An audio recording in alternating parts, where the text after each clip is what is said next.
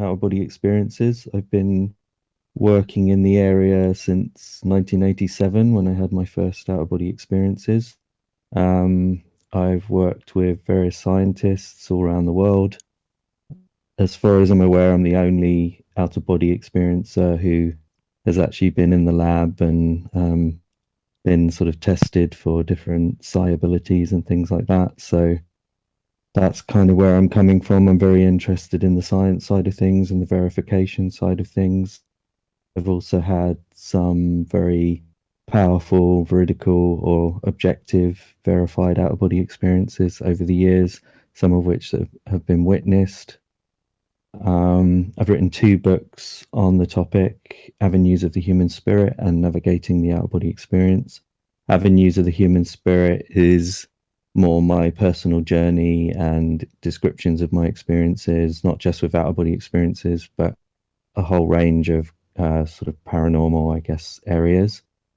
And Navigating the Out of Body Experience is my practical guide to the topic. I've also contributed chapters to Consciousness Beyond the Body and also Skeptiko about skeptics, which is a look at skepticism and whether it's a sort of valid position in terms of parapsychology and things like that. So I think that's the sort of general gist. I've had thousands of out of body experiences probably. It's hard to estimate, but if I estimate roughly about 3 or 4 a month since about 1990, then it would put it in the 1,000+ at the very least. So Yeah, that's great. I think OBE confirmations aren't researched that much into, and I think it's one of the most asked questions in the astral projection communities for sure. So it's really good. I have a lot of questions myself. But yeah, just to let you know as well, anyone who doesn't have a microphone, if you see the text to voice text channel above the live event, anyone can ask a question there. You can either read it, Graham, or I'll just read out the question for you as well. So yeah, it's best if you just act as the sort of interviewer kind of thing. I think it yeah, makes it clearer and easier, and then I won't miss anyone, etc. yeah, yeah, we usually have a UK with everyone just because everyone basically just unmutes their mic if they want to ask a question. Sure. So yeah, okay. Yeah, so if anyone wants to ask a question, just unmute your mic and go ahead. Yeah, I'll start off with one question. How many OBEs would you say you've confirmed, roughly, in the complete sense of confirming? um, that's a tricky question. Yeah. I I mean, I've never actually tried to put it together in terms of numbers, but Yeah. I think I think it maybe leads on to an important point that the confirmed out of body experiences tend to be peak experiences. But they don't tend to be your everyday sort of average mundane type. Not that OBEs are ever mundane, but they're not your common experiences. They tend to be more the what I refer to as peak experiences. So Yeah. I usually have maybe sort of 2 or 3 of those in a year that are very sort of objectively verifiable, or there's some factor that there's no way I could have known, kind of thing. So if I project that over the 30+ years that I've been doing it, so do the maths, it would be sort of in the, I guess, somewhere around 80, 90 sort of range. Okay. I wasn't Over. expecting that. That's amazing. But I mean, I mean, witnessed, I've only had maybe two or Yeah. three, but um, but but over like ones that I've been able to confirm. But that's over a 30-year period, so you have to kind of, put that into perspective. Yeah. Wow. Okay. So, and I'm curious as well. Would you agree that out of body experiences are harder to verify because or confirm because of the kind of nature of the multidimensionality of the non-physical in terms of, you can project your consciousness outwards, but you might not necessarily be on the physical plane. Would you say it's harder because of that? Would you Oh, well, say is that that gets one of your into most, that. yeah, That's a whole can of worms, I yeah, guess. Because it's, what does multidimensional mean? What does other planes mean? yeah, I try not to get too caught up in the sort of theosophical model, as I call it, which is the etheric planes, astral planes, all of that kind of stuff. Um, I try to kind of go more to the experience and try to sort of work from there and look at what we actually have sort of evidence for, and try to go from the experience and break down what might be really going on. yeah, I think that my take on verifying the experiences, I think, is more to do with the psychology and the consciousness of the person having the experience. I think that what tends to happen is, whether it's the brain, if the mind is separate in some way, whatever, however you want to look at it. But essentially, I think that there's overlay, or which is stuff that comes from the psychology or the belief systems or the mental processes of the individual that's having the experience. So, in order to get verified experiences, in my experience, we have to strip away as much as possible the beliefs and the overlay. We have to get rid of the kind of the the chaff, if you like. We have to try and get down to um, as pure a perception as we possibly can. So it's actually a process of removing unwanted influences, if you like, more than uh, issues of dimensionality and things like that. So ways that I work with that is maybe working with stilling my mind or clearing my mind, something akin to Zen meditations or Zen, something of that type. I'll work with trying to approach things with a beginner's mind, to use another Zen sort of idea, which is basically that there's an idea called Soshen, which basically is when you approach something, you approach it as if you're a complete beginner and as if you're experiencing it for the first time. And by doing that, you remain open to possibilities and to new avenues and what might actually be going on. So I guess in my experience, the reason I've been able to get veridical experiences more consistently, and I have been able to do the work in the laboratory, I think is because of removing these sort of overlays and working on that in a very conscious way.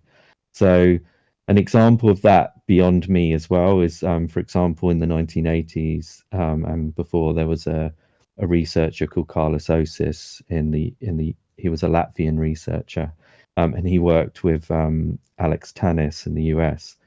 And basically, they found that when Alex Tannis had a very consciousness based experience, so he didn't experience a body, he didn't experience any elaborate physical or extra physical kind of experience. It was just a kind of moving consciousness. When he had his outer body experiences in that context, they were far more veridical or objective about the physical world than they were if he had an experience of an energy body, or complex imagery like what the clothes he's wearing and all of those kinds of things. So I think the sort of evidence suggests in a way that um, those kinds of things are constructs. The idea of having a second body and all of that, I tend to lean towards. I'm not categorical about anything, but I tend to lean towards the idea that it's some kind of psychological overlay, some kind of psychological construct, and the purer sense of the experience is probably some kind of traveling consciousness or some kind of orb type experience. And actually, that's what the majority of people have.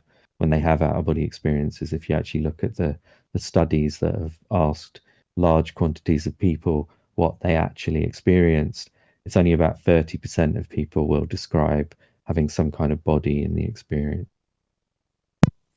That's great. Thank you. Yeah, I think your approach is definitely really important, especially in this day and age where people want those kind of grounded, objective facts about this phenomena. Yeah, so just one more question before I let anyone else go. So, so would you say because of that, are most of your experiences more or less in a physical environment? Because I know there are some practitioners and authors as well who um, sorry, I'm just going to mute whoever that is. I know there are some authors who also have a similar approach in their kind of objectiveness and groundedness, but have still reported environments that are quite alien, so to speak. And I know for me as well, even, if I've had a few days of, like practicing Zen meditation or something, sometimes I've found my consciousness going into kind of uh, different like mental planes or something, where it's just kind of like fractal and it's not very physical based, if that makes sense. So yeah, are most of your experiences it just in familiar physical environments then for someone who strips away all this kind of subjectivity? No, they're not. That's actually a common misconception because I talk a lot about the physical, and I talk a lot about the physical because of the verification factor of it. It's obviously if we're trying to verify or explore the objectivity of the experience, which I guess is or the science of it, to understand the experience more, it makes more sense to focus on the areas that we can verify and that we can look at in an objective way. So Yeah. I tend to focus on the physical, but no, my experiences are wide ranging in terms of environments and things like that. But I again apply the same kind of level of criticality to those other levels. I want to have some kind of verification that there is some objectivity to it. I guess in my early experiences, I did a lot of more, I guess, what most people would call astral type experiences, and most of them turned out to be illusory and not really very objective at all. So I pretty much abandoned that kind of level. But with mixed within that, I noticed that there were a lot of experiences coming up, like my shared death experience, for example, where I perceived a group of people who'd recently died in a plane crash in a cloudy, misty kind of otherworldly environment. And then I was able to verify that there had actually been a plane crash at the same time that I'd had the experience. So that was a kind of verification on this level of another level. So and those kind of other levels that I tend to place more objectivity on, those levels tend to be there tends to be a different quality to them that I can identify. I can't really explain to you in a detailed way what that difference is, but there's a kind of a difference in maybe sharpness and um, the level of consciousness that I'm operating on, the way that the environment functions and interacts. That's about the best I can do in terms of the differences. I know there'll be people who say, "Well, will I get that with other experiences as well?" But I think that if we could distill it down, I think there is a distinct difference between the things that I was having in terms of more the sort of more fantastical sort of astral type stuff when I was younger. And so I guess I've moved away from that kind of stuff and I've moved more towards being interested in the other levels that I can find some objectivity to. So that's sort of where I've gone. But yeah, I definitely have experiences on a whole range of different levels and come into contact with different beings and things like that, but I also keep, again, a degree of neutrality on whether that's a part of myself or whether that's some independent thing. But I lean towards that they are independent in some way, but exactly what they are, I don't think anyone knows. I think there's a tendency too much for people to claim they've worked everything out with these subjects, and I think that's really harmful and unhelpful to the community, really, because I think that the more people do that, the more it just creates confusion. And I think we Yeah. should approach these things far more with a sort of openness. Yeah. Okay. Great. Thank you. Great answer. Okay. I know there's a lot of people with questions, so if anyone would just like to mute their mic and ask, go ahead.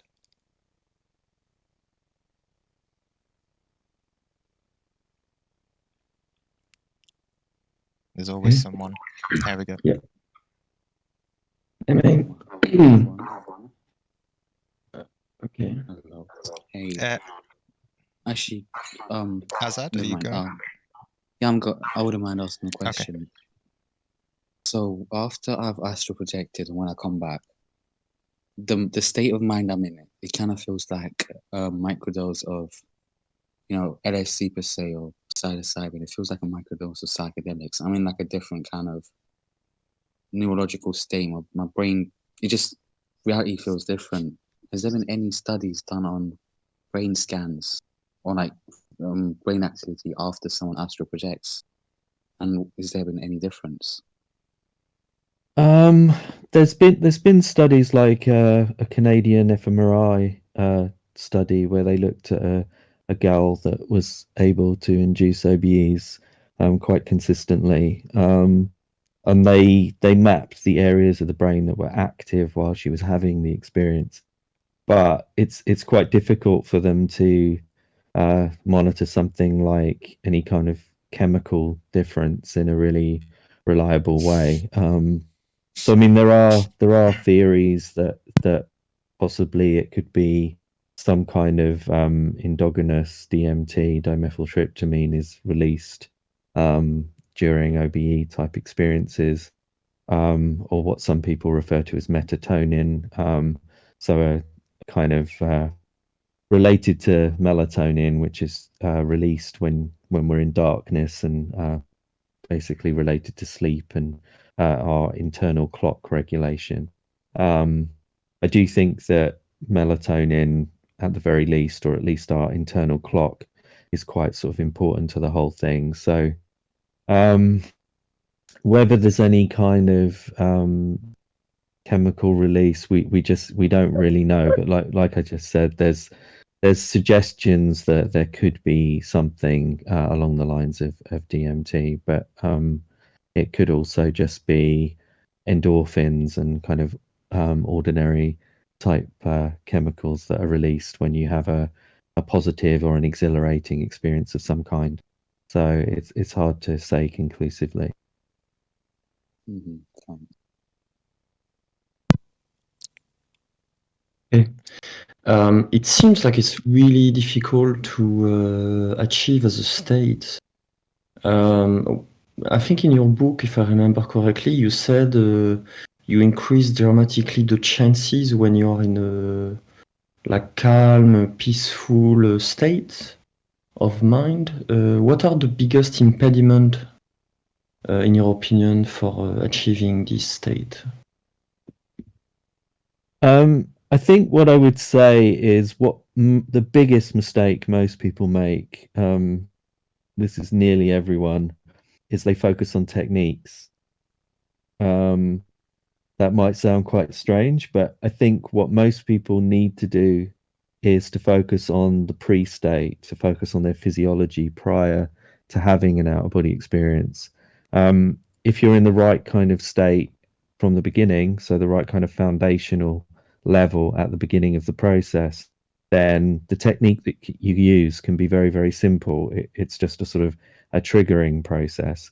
But I think what is important is to look at our whole physiology, our diet, our mental state, our levels of stress, how actively we work with different kinds of altered states. So working with sensory deprivation, working with high degrees of focus, like in certain forms of meditation, working with remote viewing, physical movement, trance, all of these kinds of things can have a benefit to our state of awareness and our physiology before we even try to attempt to have an out of body experience.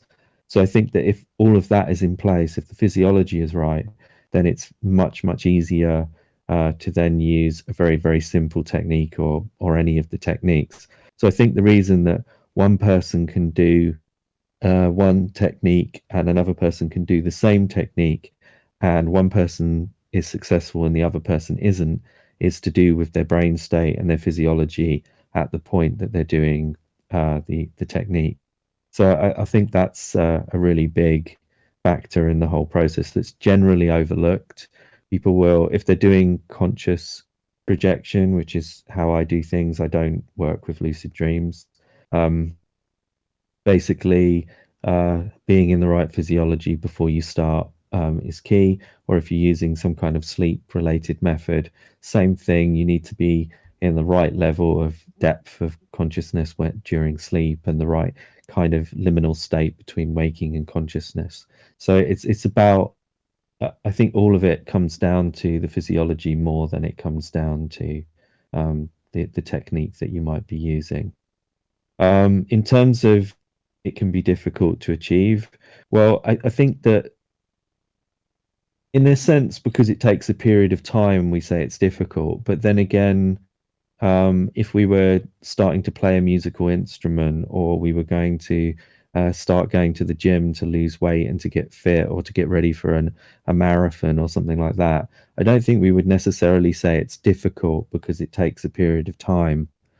So I think it's a better way to look at it is to say that it's more about that to develop this new skill takes a period of work and a period of time. And it's very important to remain positive and to not become frustrated and things like that. So I think often having a too high a bar in terms of how quickly you're going to learn it can often create frustration and create negativity, which can then be detrimental to achieving the experience. So I think having a positive mental attitude and being very, very exploratory, seeing it like I'm learning something new, I'm exploring a new area of my consciousness or my experience. If you take that kind of approach, it will keep you in a positive mindset and it will actually make it more likely that you'll be successful quicker. So I think a way to avoid becoming disheartened with the whole process is to mix things up. Don't make your practice repetitive. A lot of the time people believe that they need to be very disciplined and structured and do everything in this very regimental way. All you achieve if you do that is you either develop a habit or it just becomes very tedious and boring and you stop developing. So I think it's much more useful to be consistent, but to be consistent in a creative and open way where you keep exploring and working with new areas.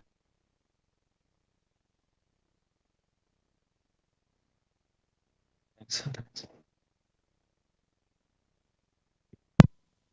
Great. So would anyone like to ask a question in voice chat? Well, I have another question, actually, if that's okay.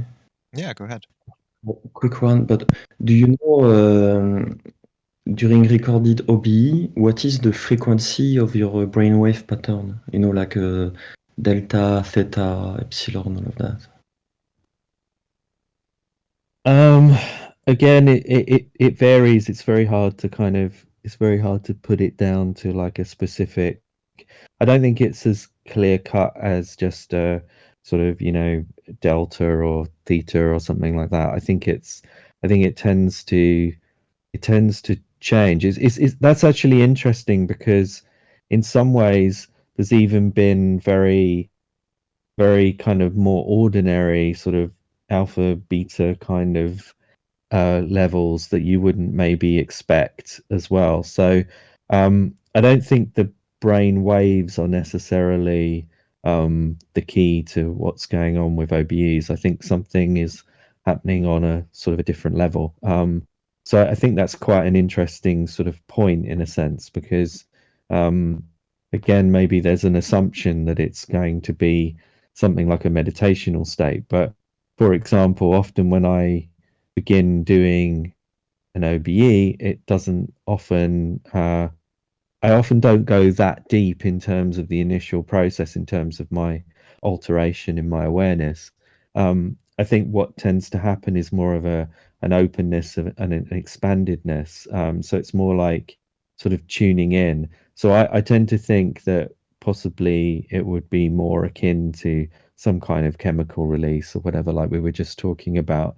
But because it's very difficult to monitor that. They haven't really even conclusively proven that DMT exists in the human brain. They've shown that it exists in animal brains, and so it would follow that it probably exists in human brains. But we don't really know 100%. So it's kind of we're in a interesting situation where there's so many areas that need to be researched in a deeper way to really know for sure what's going on.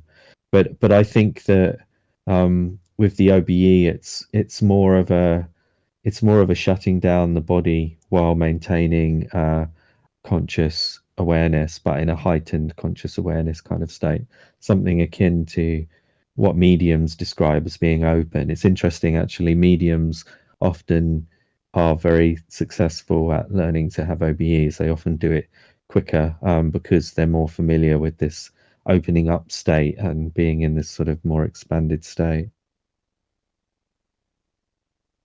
Graham, I have a question. Okay. Is there a commonality between the people that have had confirmed OBEs? Confirmed OBEs. I don't really know of too many people who've had confirmed OBEs. Tends to be more near-death experiences where you get the more veridical side of things. But the few people I do know of, usually creative. Andy Paquette, for example, he's someone I've interacted with before, who's had some very convincing veridical out-of-body experiences.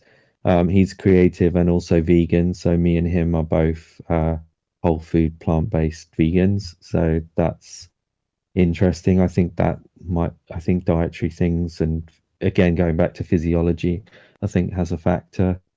But yeah, even in psi research, so in research into telepathy, precognition, all of the different psi abilities or psychic abilities, people who do well in the research tend to be people who are musicians, creative types, people who are more in that kind of mindset. Although that doesn't mean they necessarily have to be the stereotypical right brain type people. They can still be quite analytical and objective and all of that, but they tend to be people who are able to be creative and open-minded and all of that kind of thing. So positive, I guess, is important as well, in purely in terms of OBEs, in terms of my experience, that I've noticed that basically people who go into it with a kind of almost an excited attitude, I'm going to see what I can do,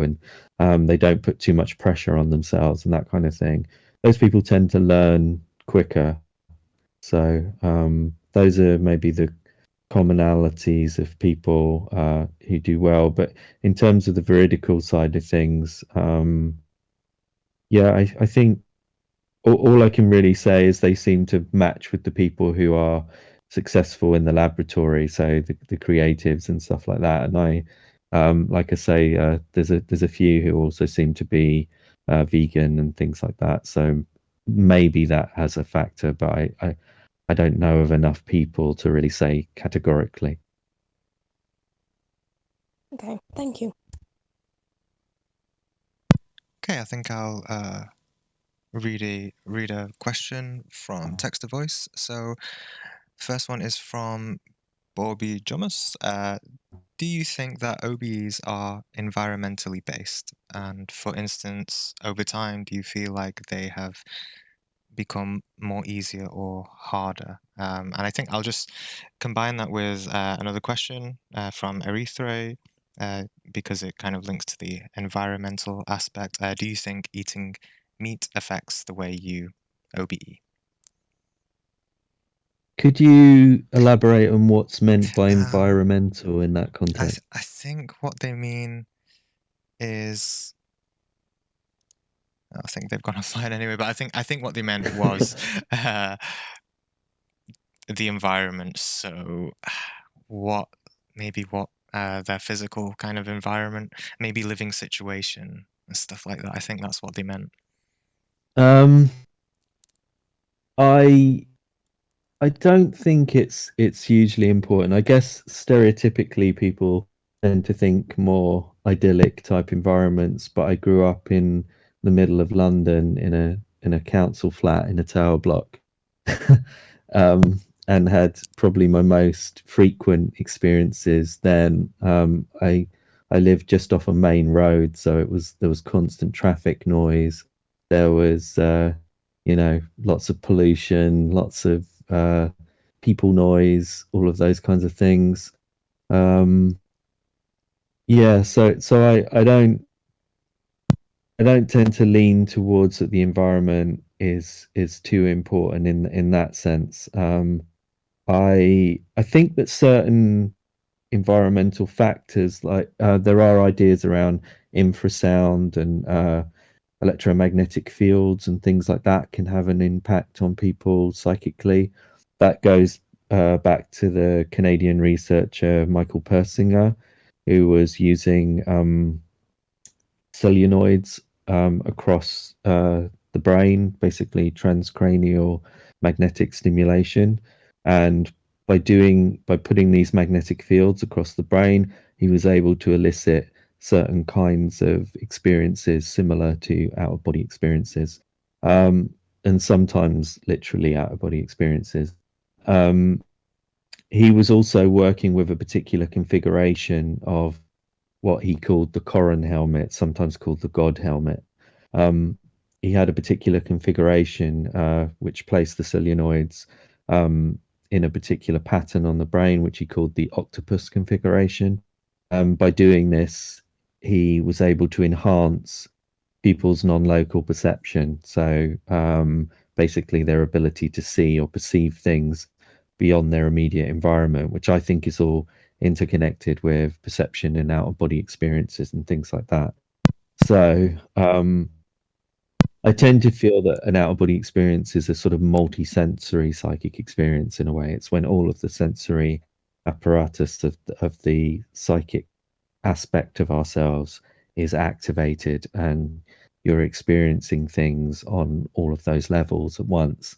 But I think we can also experience things on a singular psychic level. So clairvoyance, for example, being visual, or clairaudience when you're hearing things, etc. So I think they can be experienced as individual things and they can be a multisensory thing. And when they're multisensory, I think that's essentially similar to what an out-of-body experience is. I think it's almost like a framework, a schema of psychic information that we experience in our consciousness, and that's my kind of how I tend to view an out-of-body experience.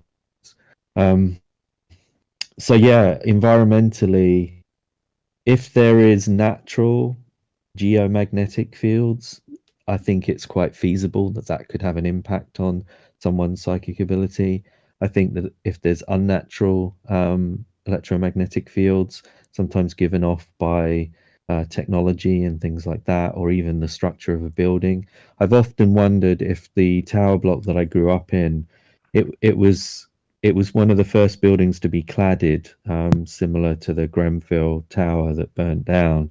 But it was cladded, so it had these strange sort of metal outer structures that kind of jutted out, and it, in many ways, especially if you look at it from above, it looks almost like an antenna. And I sometimes wonder if that building did have some kind of resonance about it, or some kind of impact on me when I've tried to consider why I started to have these kinds of experiences. So I guess I've considered that the environment could be a factor, and definitely anything that causes some degree of sensory deprivation can be a factor. So flotation tanks and even home based. In my book, I talk about the use of the Gansfeld method, which is a method used in telepathy research, where they place half ping pong balls over the eyes to create this uniform field in front of your eyes, and then you shine a red light, and the red light makes the pupils dilate, so the brain starts to look for information. Then you're also wearing headphones that are playing pink noise or white noise. Pink noise is milder and usually nicer to listen to. So you can create that kind of system at home very easily, and that allows you to go into a sort of semi-altered state and to create perceptual or sensory deprivation that can help to, if not directly facilitate an out-of-body experience, it can facilitate becoming more aware with what it's like to be in an altered state of consciousness, or how to shift into a different state of awareness to go into an OBE. So that can be helpful as a sort of training method. There's it. I think those are the main things in terms of environmental factors. Yeah, and also that the second question as well. Do you think eating meat affects the way you OBE? Well, personally, I think when we think about things on a spiritual level, I think ethically, the killing of another being with no reason, we don't need to eat meat. I haven't eaten meat since 1992. It doesn't seem to resonate very well with a kind of spiritual outlook on life. So compassionately, there's that factor to it. Then I think there's long been believed to be a link with out-of-body experiences and a plant-based diet. This goes back to right to the early 1900s. There were various thinkers who were putting forward that kind of idea within the different books on astral projection. Oliver Fox, for example, I believe one of the early writers, he advocated vegetarianism. They didn't really have the concept of veganism then, so they would have usually gone for vegetarianism, but he put forward a vegetarian diet as a helpful tool in having OBEs, and I think that's probably where I first came across the idea. And then I looked into many of the Eastern practices like Jainism. Jainism has a heavy emphasis on non-violence, and ahimsa, which is the philosophy of non-violence, which also influenced Gandhi, Leo Tolstoy, and Martin Luther King Jr. and people like that.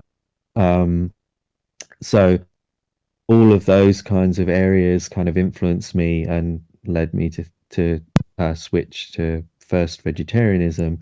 And when I did that, I definitely noticed an increase in my experiences.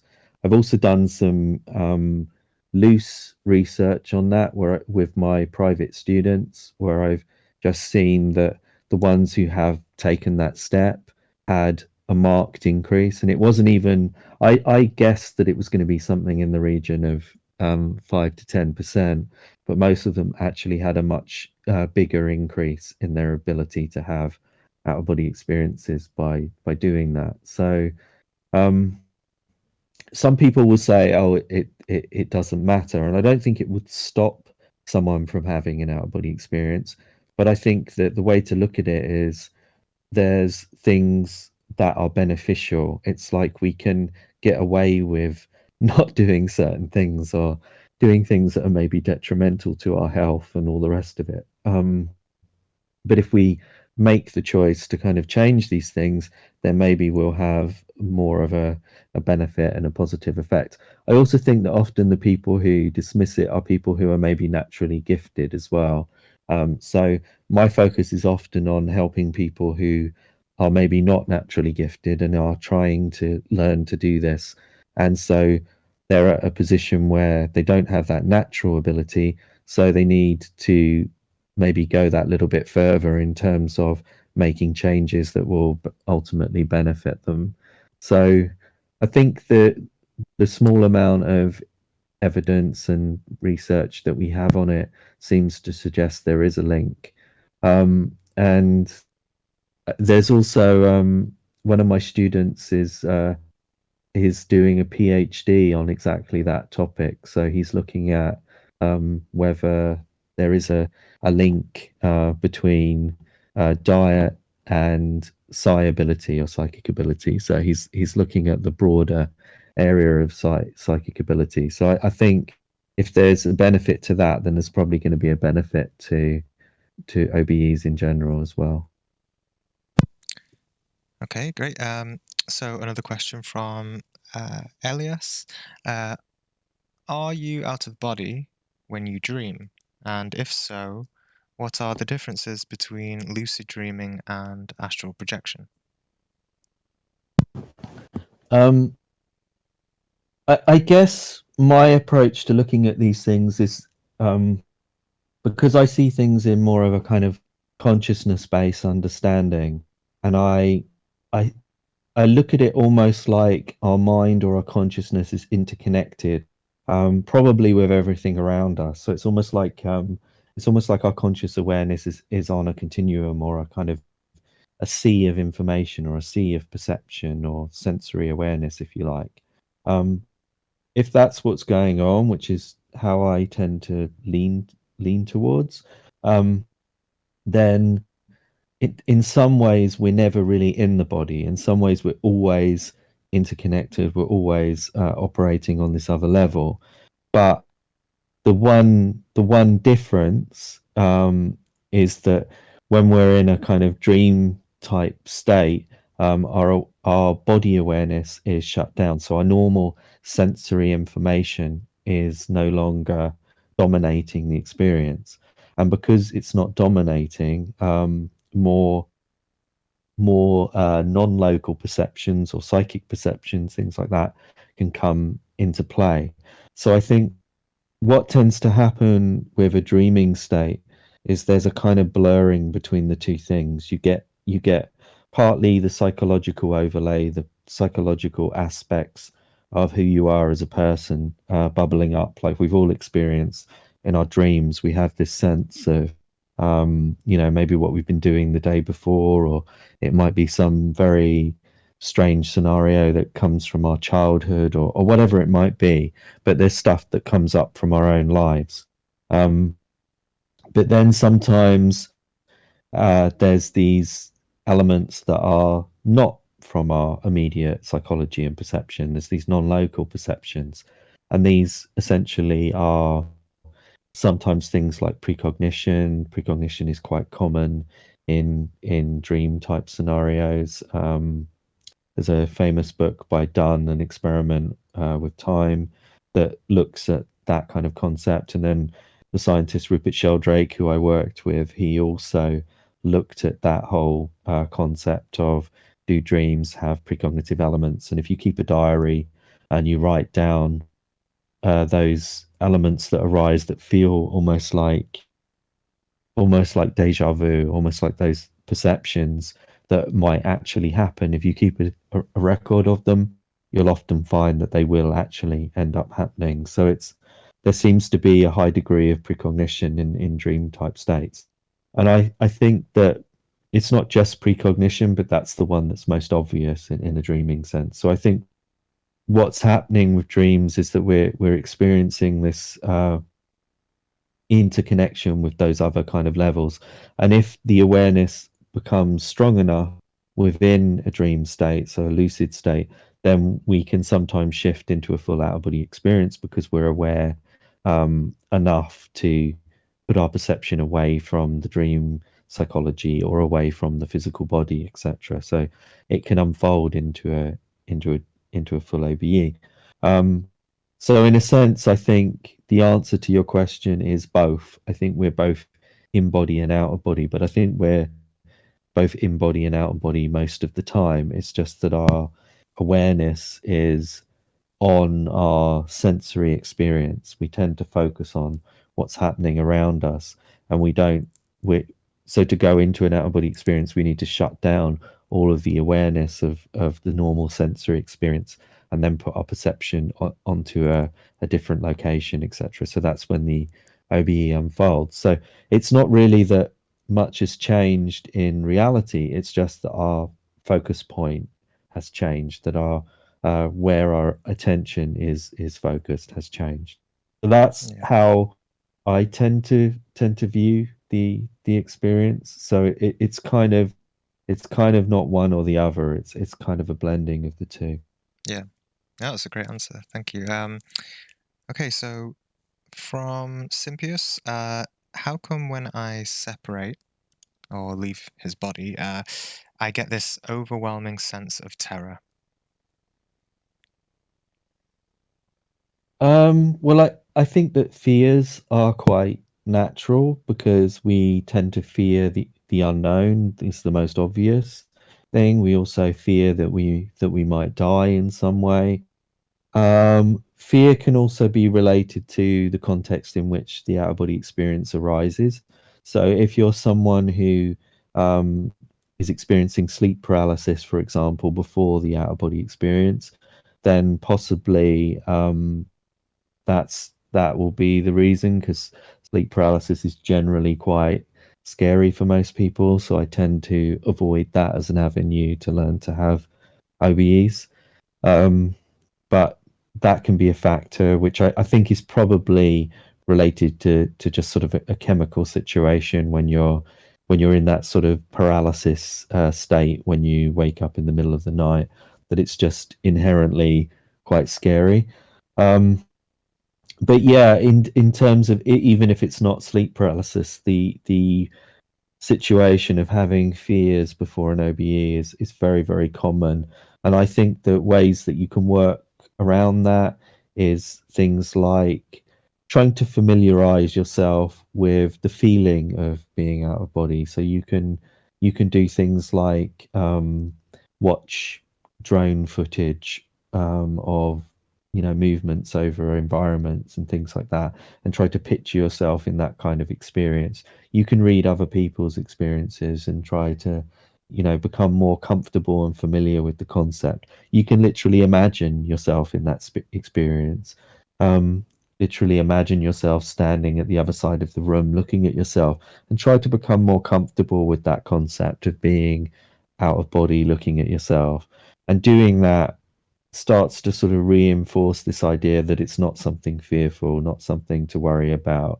And just literally, say affirmations, remind yourself that, people like me have been doing this for 30, however many years, and have not had any negative experiences of, not being able to get back in our bodies or anything like that. I know people worry about those kinds of things, but again, I think it's partly based on probably a misconception about what's actually going on. I don't think that we're like Russian dolls where we just slot inside our bodies and then another one pops out. I think it's more elaborate and more complicated than that.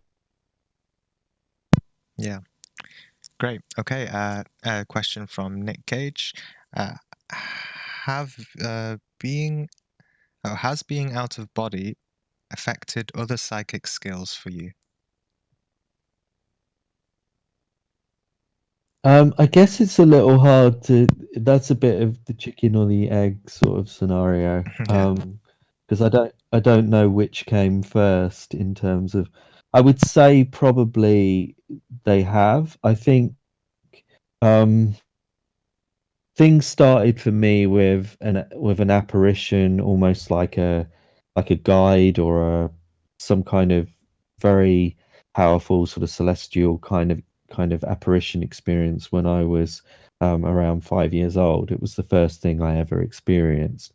And then also in primary school, so still very young, like under 11 years old, I was having perceptions that may have been something like past life memory type experiences. So there was a high degree of kind of otherworldly awareness, I guess you could say, with me right from the start. And then at 12, I had my first spontaneous out of body experiences. And then at 14, that's when I really started to, or 13 and a half, that's when I really started to learn to have experiences. But I would say that it's helped other areas.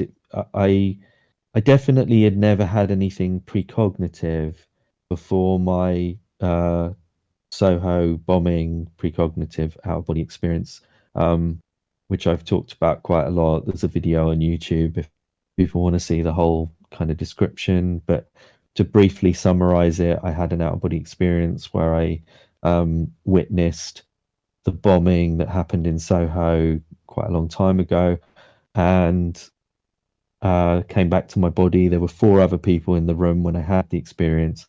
I described everything that happened, and then 5 days later, there was an actual bombing that matched the details that I'd given. So, as far as I know, it's the only precognitive out-of-body experience that's been witnessed on record. So it's a very unique experience. Yeah. So that.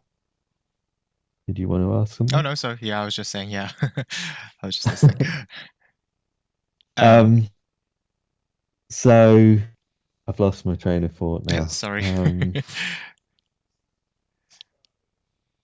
So basically, after that, the precognitive experiences happen more frequently.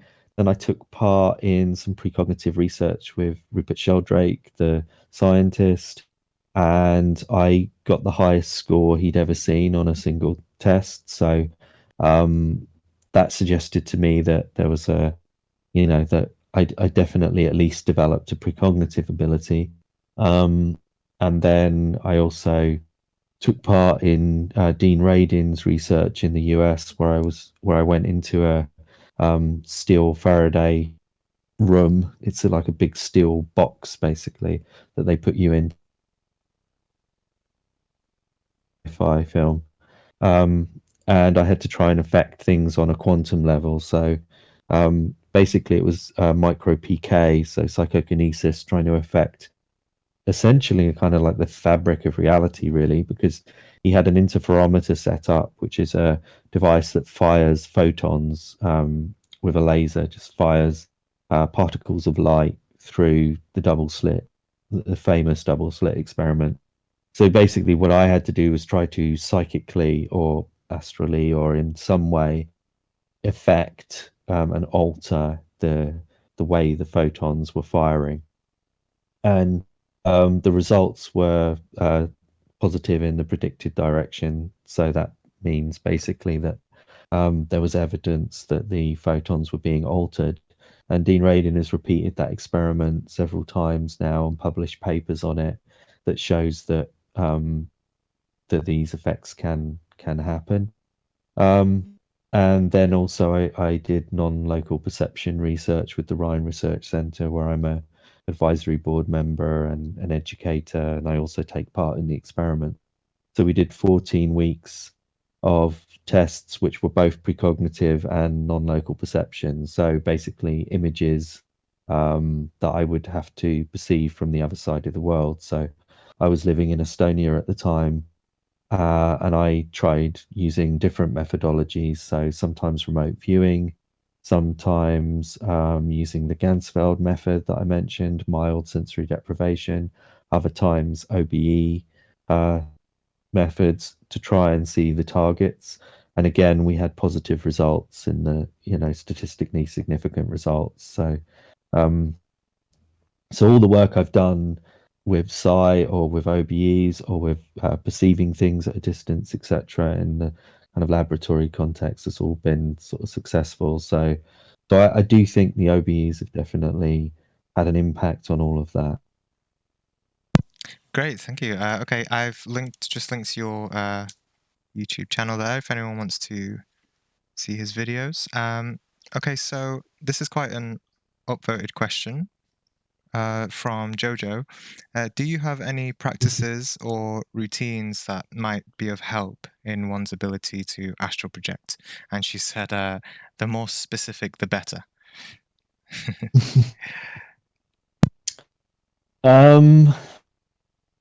Specific practices.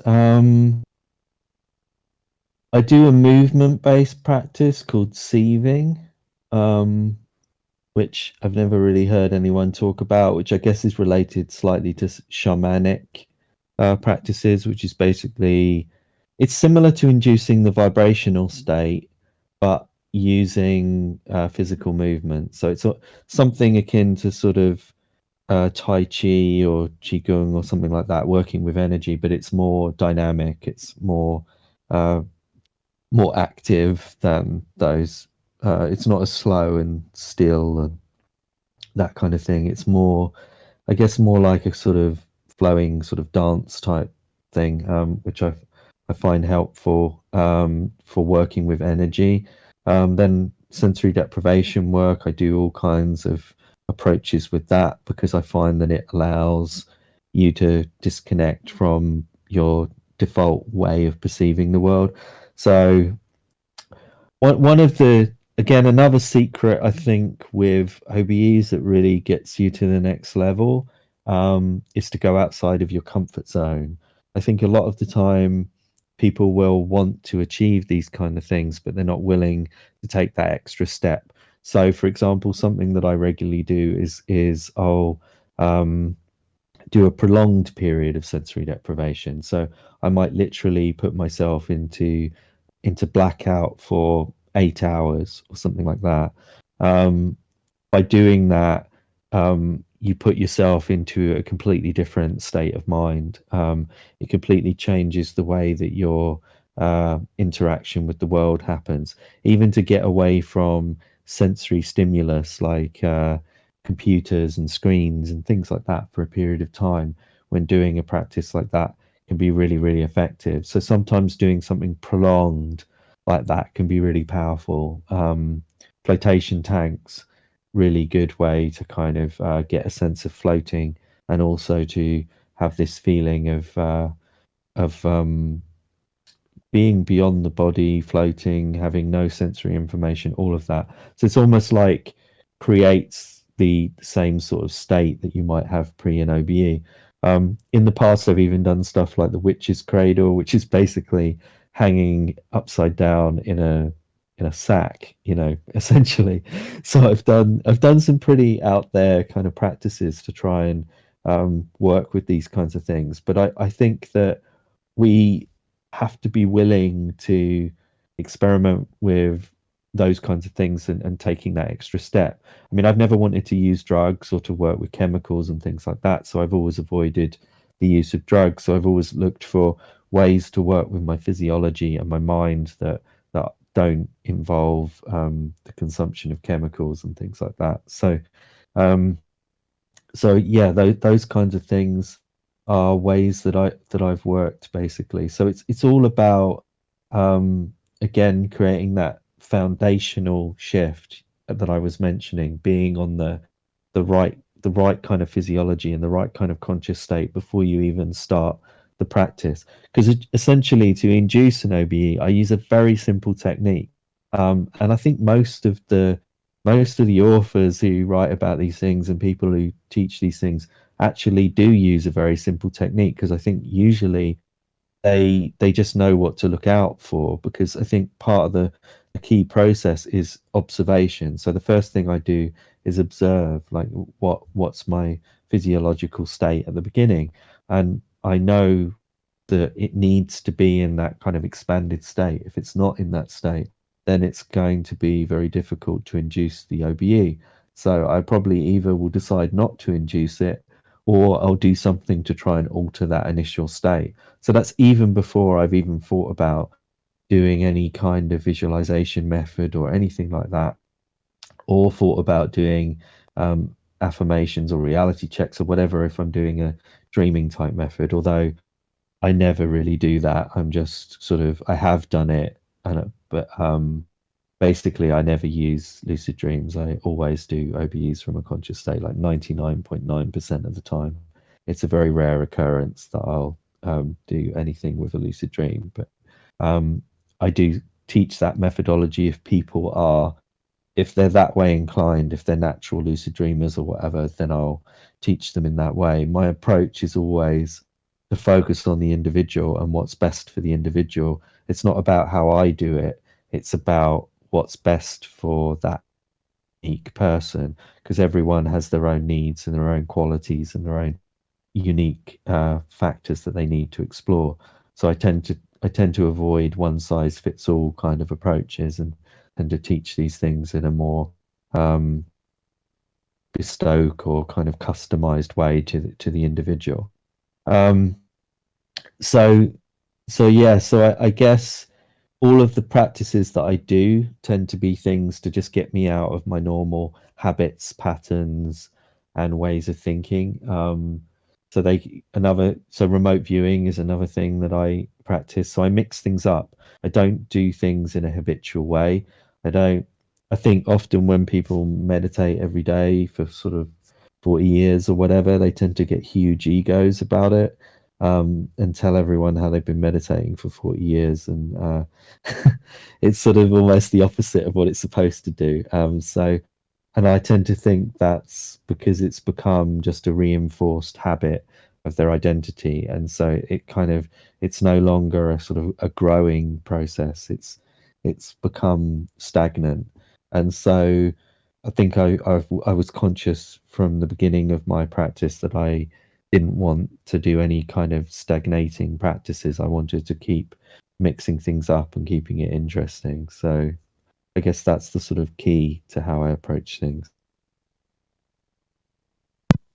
Great. Okay, so I'll combine the next question because they're quite similar. So Azad said, is the issue with meat or food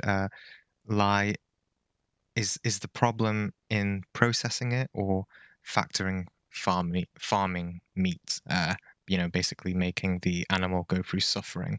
And Porn Sacrifice also asked, do you think that the suggestion that there may be a link with diet and experiences have an effect in itself?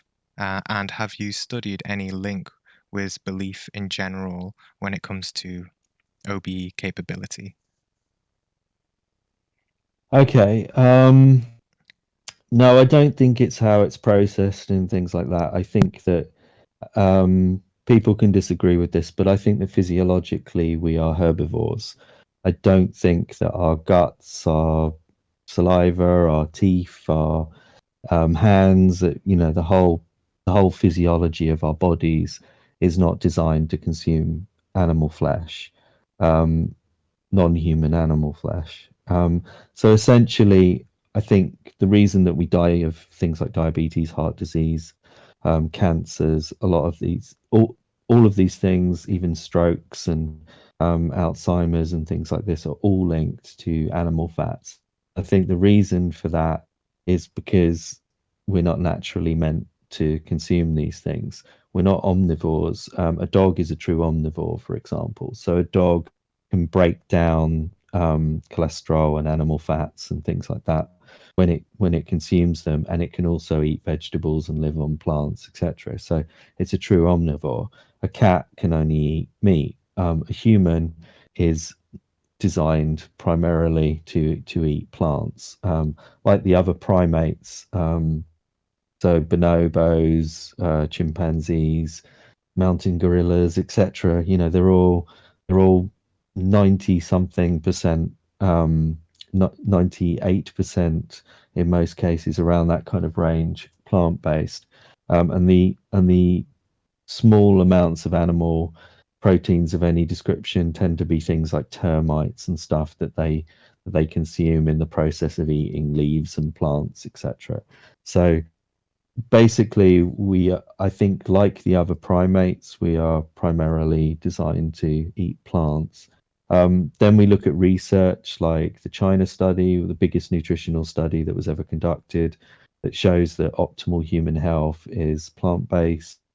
Then we can look at things like the Adventist study that looked at the Seventh-day Adventists, who, in terms of a developed environment in the US, they consume either vegetarian or vegan food, and the vegans, the whole food plant-based vegans, live the longest of anyone in the US. They live on average 10 to 15 years longer than the general population. So then we can look at things like Michael Greger's research. There's a great book if people are interested in it called How Not to Die, which is basically looking at all of the research into nutrition and looking at the causes of diseases and things like that, but looking at what the studies show in terms of the best things to eat, etc. And it basically shows that it's a whole food plant-based diet. So okay, so that's the nutritional side of it. So I think it's just better for human beings to consume that way. Then if we factor in the ethical side of it, the compassionate side of it, killing non-human animals without any need to do so, I can't see how that can ever be ethical. If we don't need to do it and we can live perfectly well without doing it, and we can actually be healthier and we can protect the environment, which we obviously, the animal agriculture industry is one of the worst sort of polluters and environmental damaging industries in the world. So that's worse than all the planes and cars and everything put together. So that's a huge issue as well. So if we look at health, environment, the ethical factor of the animals and the spiritual factor, that I think that probably there's some kind of other factor as well when you're putting that stuff into your body, with it clogging your arteries, weighing you down. There's definitely a shift goes on, and maybe as well when you get rid of that kind of stuff from your life, you also feel better towards yourself in a sense, because you're no longer actively partaking in the killing, the unnecessary killing of other sentient beings. So I think that there's a kind of a spiritual shift that goes on as well. Whether there's a psychological factor, that it's some kind of placebo that's the improvement, or that it's just that you believe there's going to be an improvement, I don't think so, because several of the students that I mentioned earlier that I advised to try going plant-based were very negative about it, and several of them were very skeptical that it would have any benefit, but it did still have a benefit. So I think if I factor in those individuals, I don't think that it's likely that it's purely a placebo thing. So yeah, those are the kind of elements that kind of lead me towards thinking that it's beneficial to do thing to do in general, basically. Great. And I think with Paul, I think he also wanted to know if you had more specific, and if you've done any specific research or studies on any link with belief in general when it comes to OBE capability. I haven't done specific research on that, but there does seem, in terms of my students, there does seem to be, like I mentioned, the kind of positive attitudes and things like that. Beliefs, too many esoteric beliefs seem to get in the way, because if you're starting out from the perspective that you have an etheric body and an astral body, etc., and a silver cord and all these other things, and you believe strongly that that's the situation, and that you think that you need to do a particular set of things in order to cause the experience to happen, or that you think that you have to make the body come out in a particular way or something like that. I've encountered that kind of thing, and that can obviously hold someone back, because usually the out of body experience doesn't follow that pattern. If we look at classic descriptions like Muldoon and Carrington, Harewood, Carrington, and Sylvan Muldoon, wrote Projection of the Astral Body in around the 1929, 1930, kind of around that time. And in that book, it's got the classic image of a silver cord and a body coming out at a particular angle, and that popularized that particular vision of what an out of body experience looked like. But actually, only a tiny, tiny minority of people experience an OBE in that way. Silver cords only occur in something between 1, 0 and maybe 3, 4% of cases. In my research, they occurred in no cases at all. In Carlos Alvaredo's research, they occurred around 3% of the time. And in some of the other research, it's got up to about 10%. But even if we take the biggest number possible in terms of the research that's been done, still 90% of people don't experience it. So these kinds of factors are really important, because if we have these strong beliefs in these kinds of things, and we think that the experience has got to follow a particular pattern, then we're imposing that belief system onto the experience, and it will limit our ability to have the OBEs. So my advice with learning OBEs is just be neutral. Just don't worry about the beliefs. Don't worry about whether there's a body or not a body, or whether there's a silver cord or not a silver cord. Don't get caught up in all of that kind of stuff. I think that we will gain greater understanding and explore those topics in a scientific way as things move on. I don't think it's important for someone learning whether they believe in those kinds of things or not, whether they have a particular religion or not, or whether they have a particular ideology. All of those kinds of things are not important to the practice. The practice, what's essential is just simply doing the practice in a consistent way and not getting frustrated and all of those kinds of things. So I think that's really the key. Great. Okay, so would anyone like to ask a question in voice? Just unmute your mic. I have a question. Can you hear me? Yeah. I can. Thank you. Do you know the status of the current Psi OBE research as of 2021? I was just wondering if that's, as far as you know, has that been put on hold because of the pandemic, or is there stuff that researchers are looking at right now? I know you mentioned that earlier, some of the research you had participated in, but I want to, and obviously we're not we can't know 100% what's going to happen, in the next decade, but what's the current status as far as you know?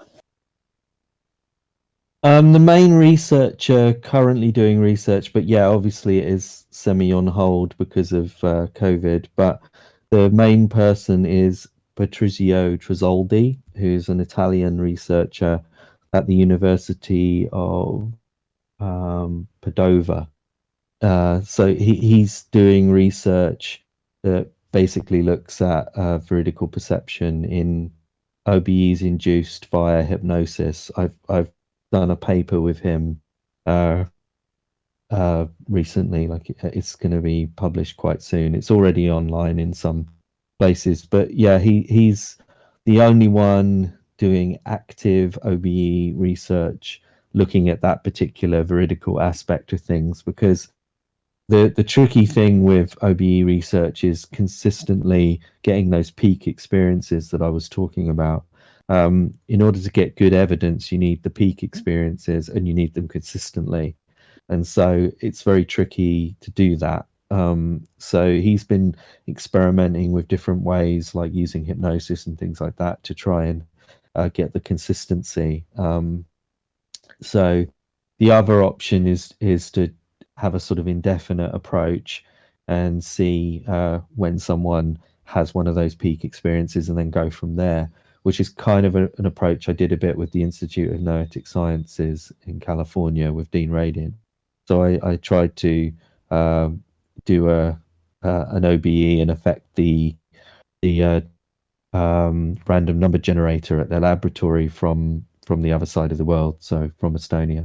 I don't know the results of that yet, but that's something that I attempted as well. So yeah, but at the moment there's very little research because unfortunately, very vocal skeptics tend to diminish the research. They tend to kind of rubbish it, and they tend to make untrue claims about that.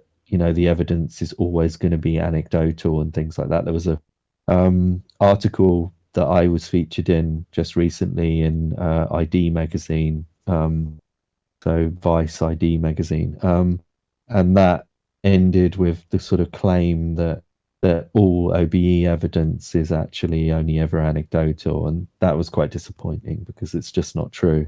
But the amount of research being done is always limited because there's very little funding for parapsychology, etc. So I would encourage everyone, if you want to see more research and you want to support this kind of thing, go to the Rhine Research Center or go to the Institute of Noetic Sciences or the Society for Psychical Research in the UK, become members of those organizations, encourage them to do the research.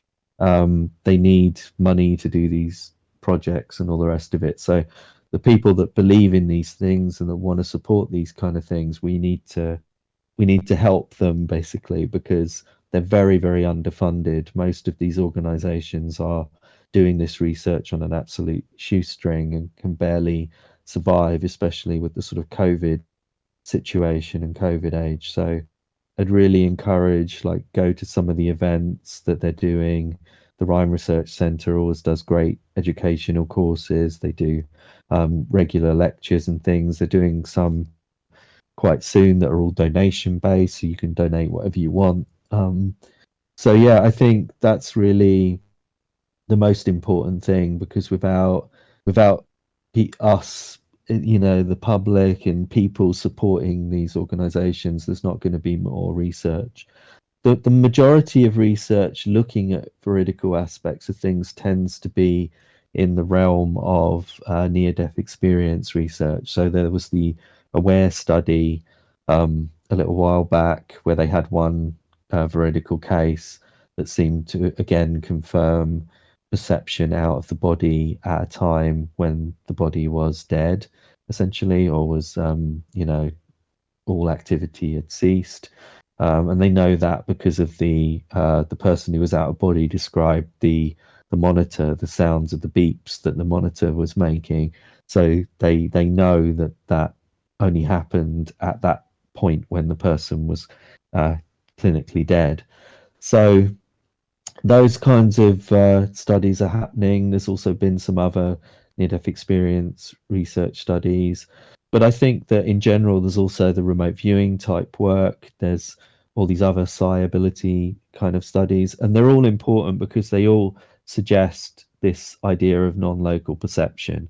So if you can perceive something from a semi-trance state or a semi-ordinary state of consciousness, and you can still perceive things in another location, then that obviously supports the idea of what people experience in an OBE as well. I think it's all interconnected, really. It's all on a continuum from very rudimentary gut perception type stuff where you just have a gut feeling that something's going to happen, right through to full near-death experiences with tunnels and beings and all of that. So there's a full kind of continuum of these things, but they're all, I think it's all a part of the same faculty.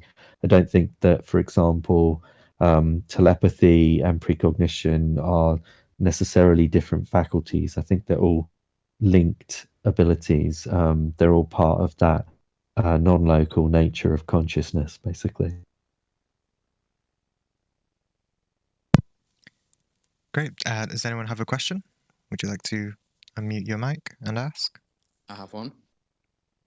Hey, so do you think there are any practices, foods, or substances that lower spirituality other than meats? So, for example, some claim that tap water has chemicals that lower spirituality, and some people claim that masturbation can lower spirituality, and then that abstinence helps. So do you think there are certain practices that are deteriorating people's spirituality, that are becoming normalized, or that is normal among modern society? Well, I've drunk tap water all my life. I don't really see a problem. I think a lot of the attitudes about sex can be very sex negative. So I don't see any issue with masturbation. It's a completely healthy thing. I think religion's generally wrong about everything, pretty much.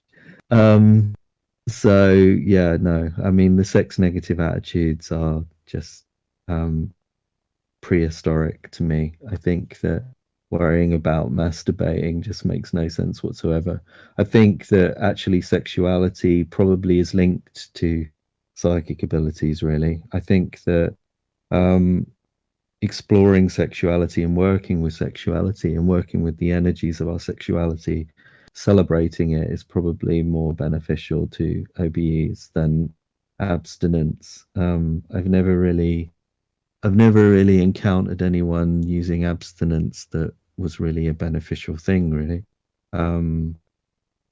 It just, I mean, if you, I guess in the terms of if someone wants to be a monk or something, but, yeah. Were you gonna say something? Yeah, I mean, I personally see benefits from controlling desires, and for me, it has helped spirituality because it was humbling, and it releases a lot of dopamine that is not necessary. You just overdo it, which is normal when it comes to being exposed to online content, being addicted. So I personally feel like it does affect your spirituality a lot. But yeah, just your opinion. Yeah, sure. No, my opinion is the opposite. I think I don't think it limits anything. I think it helps to be exploring our authentic selves, which includes our sexuality. I think that repressive attitudes towards sexuality from religion, etc., has caused huge amounts of harm across the world, has caused homophobia, intolerance, and, various other. I see people who've been raised in Catholicism and different repressive religions like this being really harmed by it and really unable to fully express and enjoy their sexuality. So I really don't advocate that kind of approach personally. Yeah, so tap water and things like that. No, I think there's a lot of paranoia about anything that's sort of not perfectly sort of natural.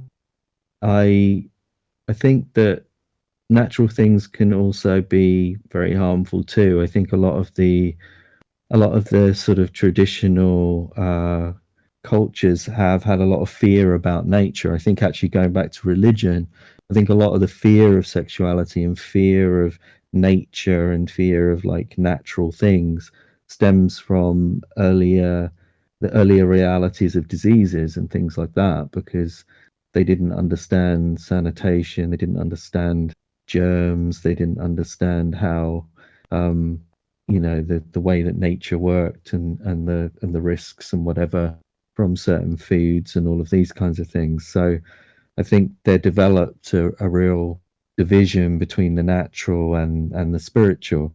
But I think actually now, with our better understanding of all those things and the benefits of science, we can look beyond all of that and we can start to have more of a positive relationship with our natures and also nature as a whole. But it's also important to remember those things, that there are things that are kind of harmful and poisonous and all the rest of it within the natural world. So the reason that we sanitize water is because of cholera and things like that would ultimately kill us if we didn't do those kinds of things. So I think generally I don't go in for anything conspiratorial. I'm an anarchist and not a fan of the state and those kinds of things. But I also think that conspiratorial thinking is extremely toxic and extremely harmful to society. I think that these things have got to be evidentially based. We have to look at the science. We have to look at what the information that we have out there, and not get sucked into putting our focus on the wrong things. You know, I think we're in a situation now where recently the you know, the governments in the US and the UK are talking about vastly increasing their nuclear arsenals and putting the world at risk of nuclear war and nuclear destruction, yet people are worrying about wearing face masks. These are the kinds of things that I think are the sort of madness of the world we live in at the moment. I think a lot of the time our emphasis is completely on the wrong thing, or we worry about sort of being monitored and things, whereas everyone's using Windows and Mac and things like that that's monitoring you. You know, if you really care about those kinds of things, then get onto Linux and stop perpetuating these negative things, which I think the meat industry is a part of. So all of these toxic influences that we talk about, that I think it's really important to maybe think about the ones that are most important and the things that are most sort of fundamental to all of that. And I think often we just worry about the wrong things. You know, we're doing something that's ultimately really harming our health while worrying about sort of tap water or something. Yeah, so I think it's, or masturbation or something like that. You know, I really don't think those things are harmful. Okay, we have a question from Weird Girl. Can you talk a little bit about noetic science and the Institute of Noetic Science, and in addition, why this research and these types of institutes are important today?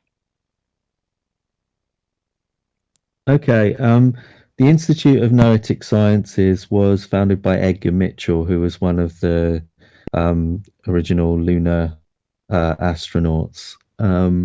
He had a spiritual experience essentially when re-entering the Earth after the moon mission, and when he got back to Earth, he basically wanted to look at areas like the noetic or the numinous, which are these words representing basically something like beyond the normal, the transformative, or the illuminating, you know, the thing, maybe a more kind of up-to-date way of saying spiritual, really. So he wanted to look at spiritual sciences, essentially.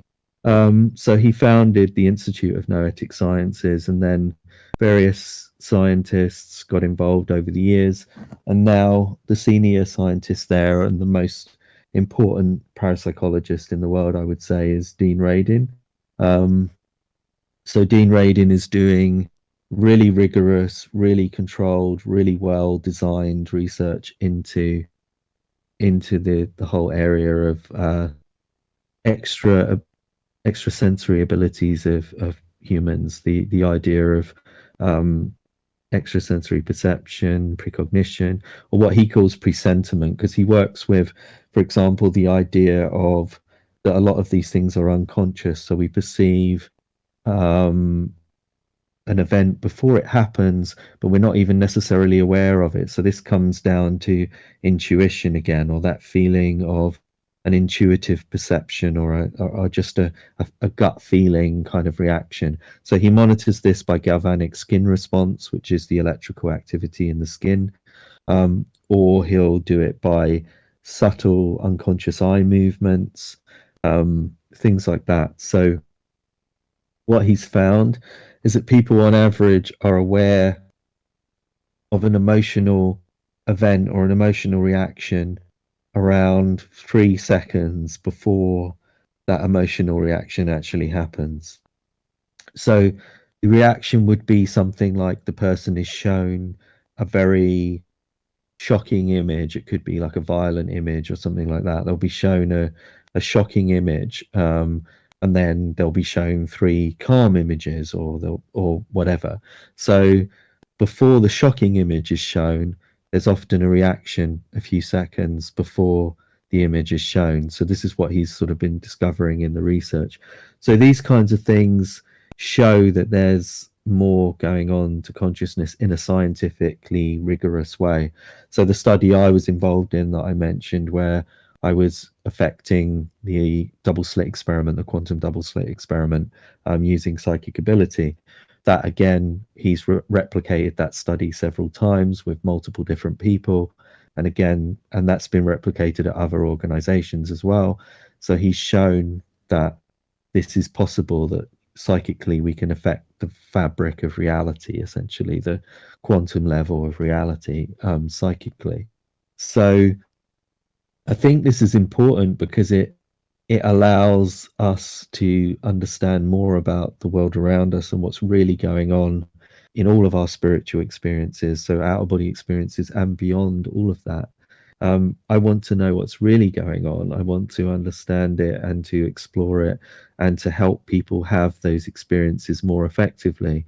And in order to do that, in order for me to be able to teach other people more effectively and for me to understand the experience more effectively, we need to really look at what's really going on in a scientific way, rather than just relying on the ideas from theosophy and things like that from 200 years ago or 150 years ago, etc. You know, those ideas were maybe of some benefit at the time, but they're also laced with racism. They're laced with lots of incorrect assumptions about the world. So I think it's in the 21st century, it's time to really move into a more scientifically based spirituality, a spirituality that's based on truth and reality rather than on simply beliefs. Great. I think I missed a question before when you were talking about diet and veganism. So from Nora, she said, what do you think about cultures like the Maasai and Zulu, who traditionally survived on mostly meat, milk, and blood? Just asking for the sake of getting opinions. Well, I think cultures across the world have traditionally done lots of different things, you know, like female circumcision, for example, or, you know, just because something has been historically done doesn't mean that, you know, we should still be doing it now. I think that we're moving forward in terms of our ethical understandings and things like that. You know, even as recent as the 1990s, you know, rape was legal within a marital context, for example. What I'm getting at is our ethical considerations change. And I think tradition, it has its place in some contexts, but it can also be a very toxic thing because it might be the tradition of fox hunting or the tradition of cockfighting or the tradition of, you know, whatever it might be. There's lots of traditions that have died out that we no longer really worry about because they're long gone into sort of history. So just because someone's a sort of Maasai or something, I think it would be almost racist to kind of look at their culture in a different ethical light to the ethics of another culture. So that's kind of how I look at it. Yeah. Okay. I'm just conscious of the timer. Are you still okay to take questions, or? Yeah, we can go a bit longer. It's about 11:30. So, okay. Would anyone like to ask a question? Just unmute your mic and ask away. I had one, if that's okay. Yeah, of course. There's I like to wonder about the science and stuff behind everything too, and there's some commonalities I've noticed when I've gone out of body that maybe you can give your own thoughts or musings on. I've noticed, and it's around the topic of like sight or perception.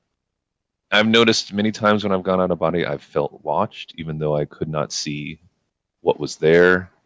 Even though we're not perceiving with our eyes, like we're not using eyes, but we're still able to see our surroundings. I've noticed different things, like when I focus on something, almost being able to, it's like an exchange of information starts happening once you start focusing on a particular thing or a person. You're able to interact with their data, and they're able to interact more with you.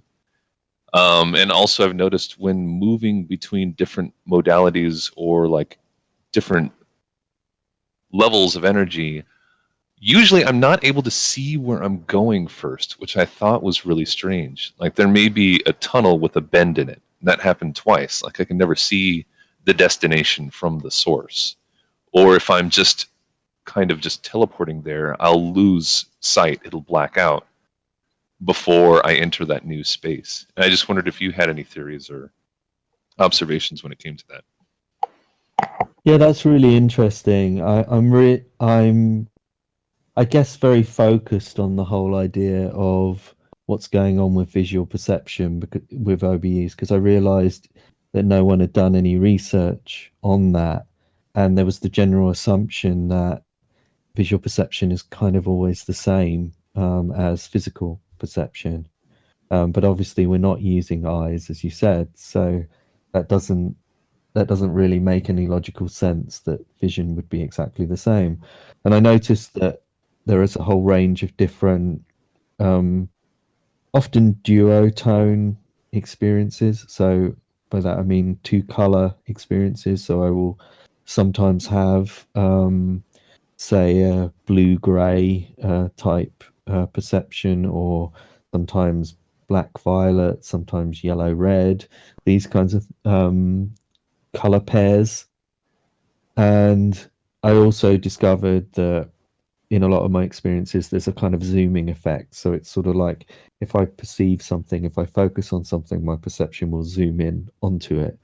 So I will often find that the veridical elements or the details or the ability to see something clearly will be limited to a small sort of area of perception. And then I noticed that this is often described in near-death experiences and things like that as well. So often the near-death experiencer will see a small three-dimensional object, for example, but they won't see maybe the entire field of vision. They won't see the entire scene. Their focus will be drawn in onto a particular element or a particular thing. So Pam Reynolds, a very famous near-death experience case, for example, saw the electric drill that was being used on her during the operation, which looks very much like an electric toothbrush. So she saw that.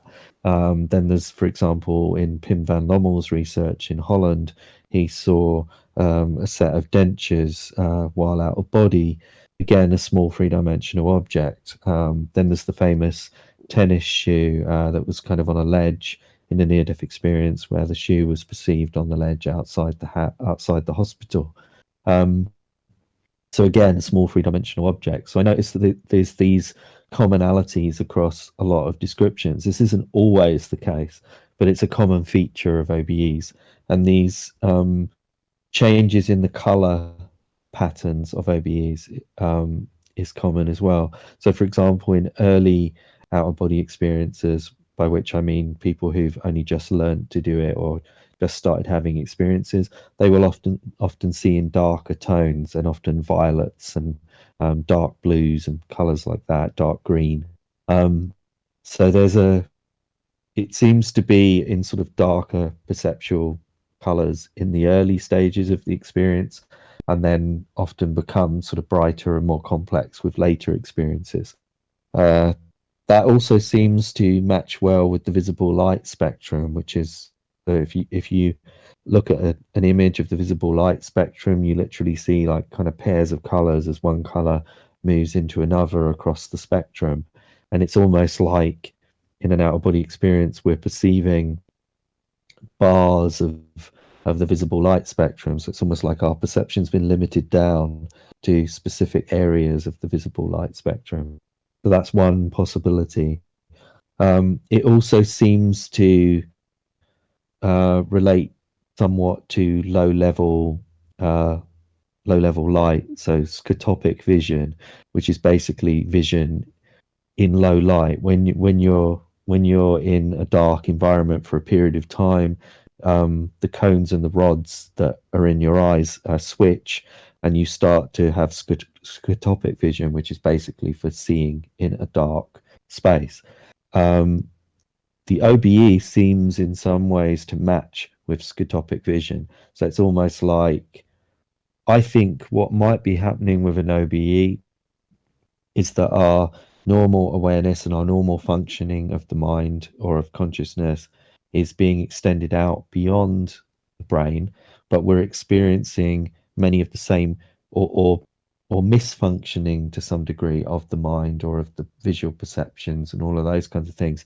It's not quite working normally, or how it would work if it was working by the normal senses, because we're bypassing the normal senses. We're not using our eyes. We're using some other kind of extrasensory perception. So I think what might be happening is certain elements of that normal process are still active, but they're not working in the way that they would normally work. So you have this kind of half complete picture of what's going on being constructed by the experience. That's one theoretical possibility for what's going on, basically. That's awesome. Thank you. You're welcome. Yep. If anyone wants to ask a question, just unmute your mic.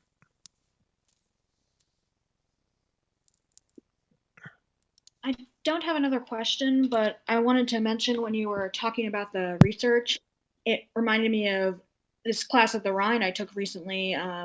The teacher mentioned something about true disbelievers, which are the really hardcore skeptics that basically say, oh, it's not real, it's just a lucid dream, something like that, when they're talking about OBEs, for instance, or other psi experiences, and that really undermines the research.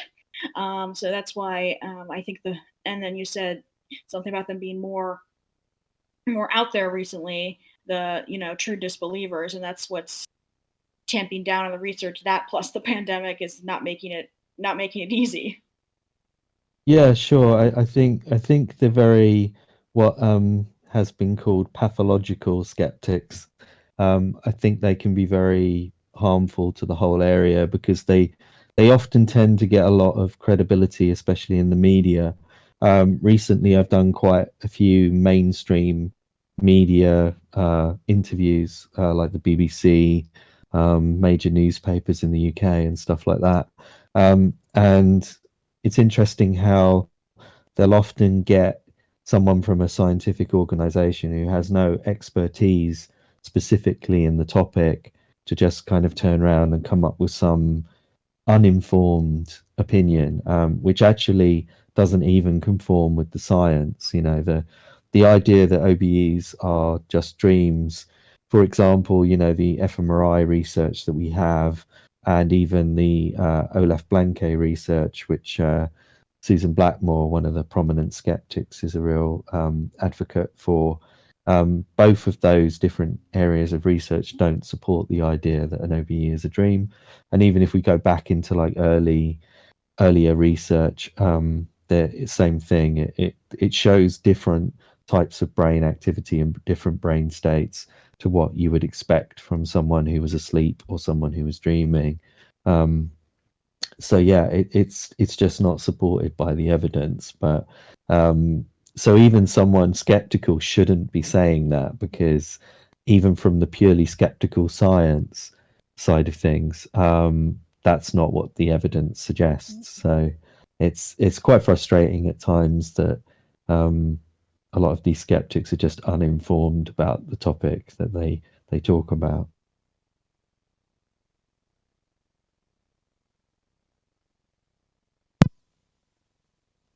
Does anyone have a question? Just go ahead.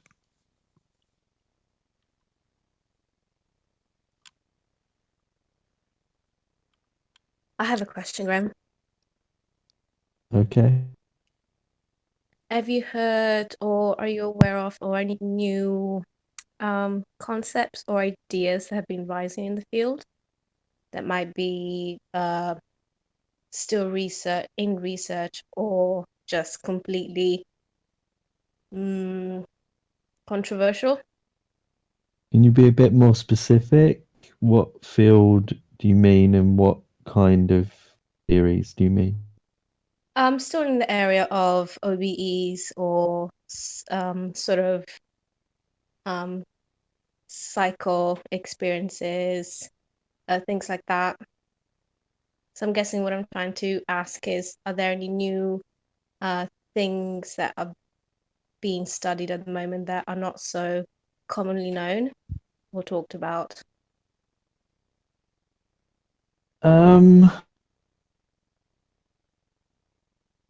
terms of being studied, I can't think of anything off the top of my head that's like really new kind of area in terms of being studied, but there's always kind of refining of theories. I mean, one interesting theory related to OBEs is the idea of hidden sector matter from string theory.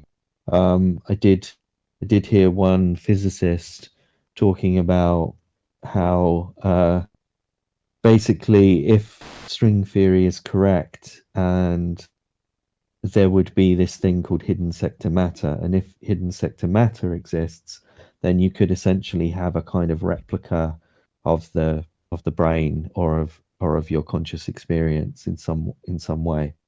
And so therefore that could be a possibility for how you could potentially have an energy body or a or an energy brain, a kind of out of body brain, if you like, because there would be this kind of replica idea, which is similar in some ways to the popular theories of, say, Brian Josephson, who was a Nobel Prize winning physicist who put forward the idea of what he called biological utilization of quantum non locality, which is basically this idea that a biological system like a brain can use non-local connections, so i.e. quantum connections, and therefore perceive things outside of the brain, or even have a replica of the brain's atoms, the brain's the brain's particles essentially at a distance. So you would have a kind of replica brain or a replica body, etc., at a distance. So these are, top physicists. There's also Sir Roger Penrose, who worked with all of the top sort of physicists and cosmologists, etc., of the last sort of 40 years or so, including Stephen Hawking, and he puts forward this idea called ORC-OR, orchestrated objective reduction, which is again the idea that he puts this forward along with Hameroff. I forget his first name now. Anyway, he puts forward this idea of that the microtubules, the very, very low level structures of the brain, could be entangled in a similar way to what I just mentioned with Brian Josephson. So there's this idea that through quantum effects, things could be extended beyond the brain, and you could therefore have an out of body perception. So he thinks that's what's going on in near-death experiences. So those are kind of not necessarily new, but the newer idea is maybe to bring in the idea of string theory and things like that as a possibility, which I've not heard talked about anywhere else. So that's another area that sort of brings in up-to-date ideas within physics, and physicists who are saying this as potential ways that this kind of stuff could work. But in terms of actual different types of research, I don't think there's really. It's now, I guess, what people are trying to do is a lot of the parapsychologists are happy now that psi exists, that psychic abilities have been proven within the field. That's the general consensus. So I think what's happening now is a lot of them are starting to think about ways that it can be enhanced and ways that it can be actually utilized. How can we use this ability? How can we get to a point where it can be consistently used in a beneficial way, or in a way that's kind of useful for people? So I guess the new directions in research are people looking at how we can take the next step and become more practical with these things. That's very helpful, thank you. How would you spell, sorry, I can't even begin to say it, was it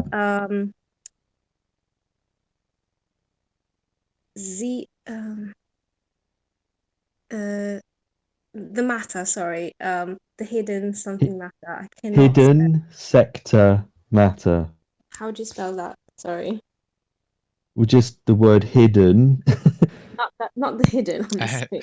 Someone anonymous. Someone's posted it for you in Oh, text to okay. voice. Amazing, thank you. Thanks, Graham. You're welcome. So, what advice would you give to people who want to confirm OBEs for themselves? What kind of little practice or intent could they set up? And also, what is your simple technique or process of coming out of the body? I just use a variation of Ophiel's little method, basically. Which is basically, most people know it as William Buellmann's target method, but he actually got it from Ophiel. So it's not his technique. But I've kind of adapted it, but basically it's just it's just having an intense focus on another location. It's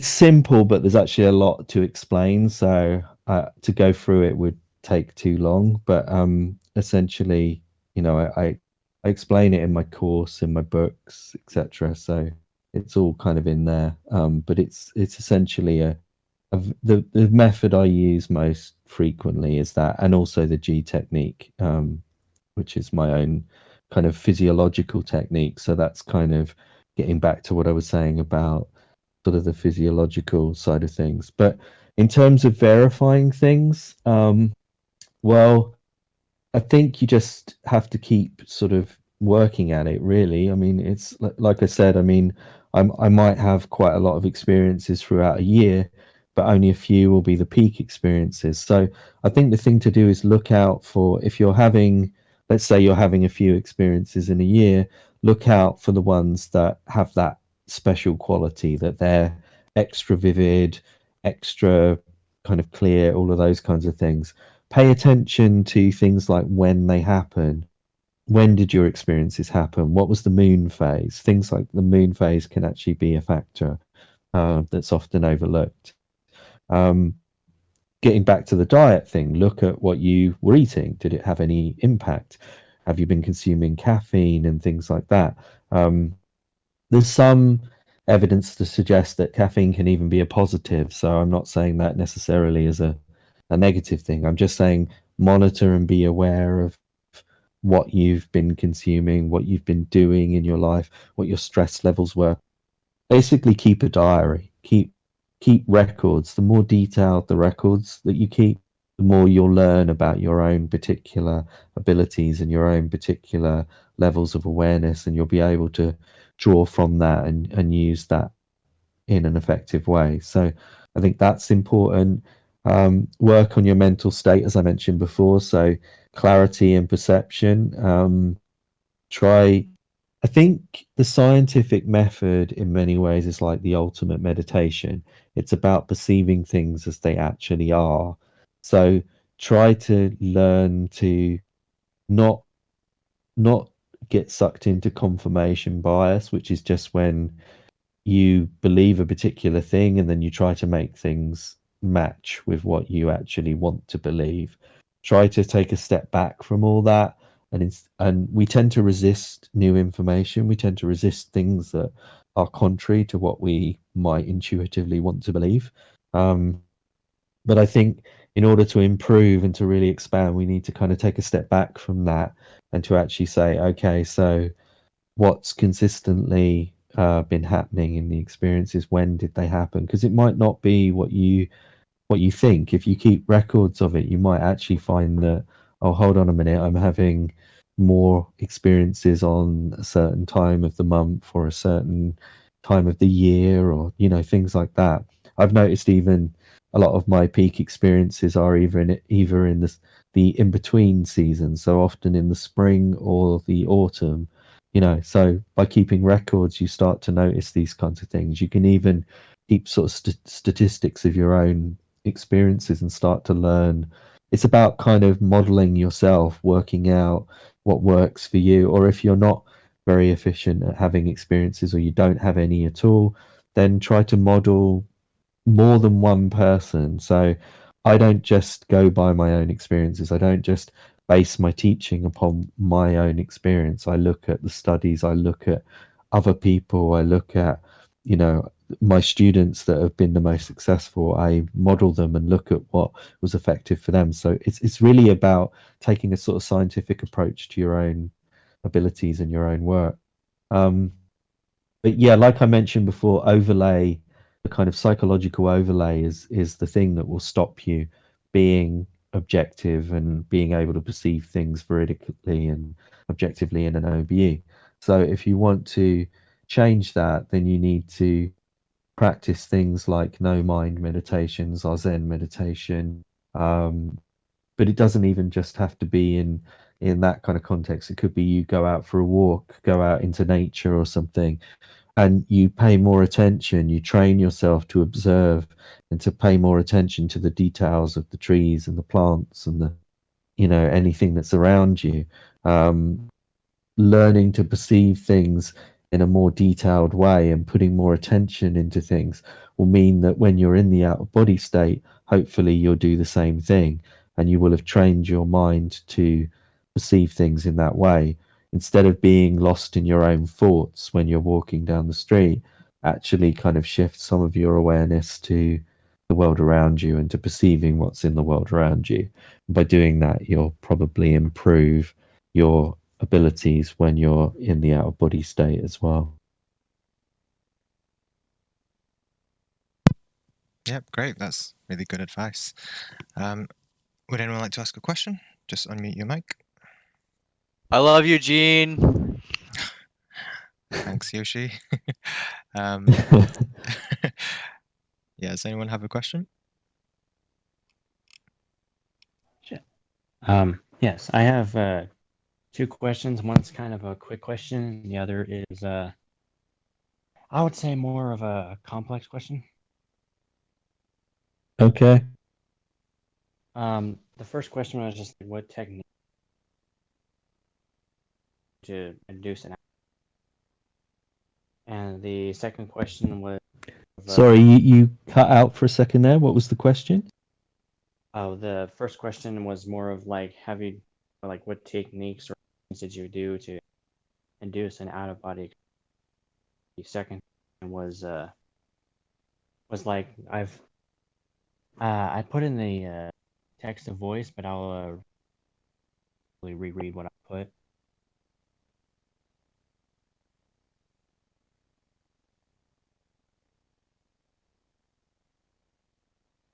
But it was basically just about like, have you experienced any like beings that were like associated, like you would, people with the near-death experience would have had, like.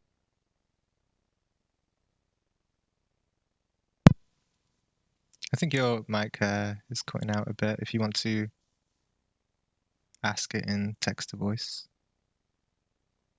Did you get any of that, Graham? Or?